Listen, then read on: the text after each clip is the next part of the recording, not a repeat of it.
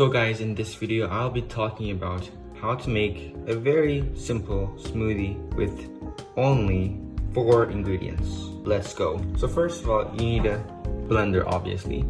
You'll need about 2 spoons of oats, a cup of milk, 1 medium-sized banana, a handful of almonds. For this, I'll be using a smoothie blender like this. It's similar size to a NutriBullet, I would say. So let's get started.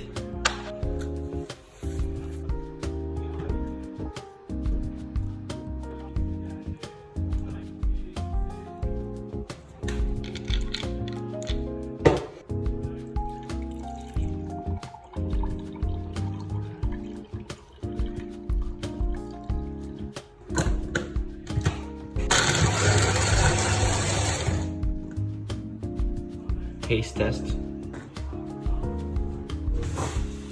It is very delicious.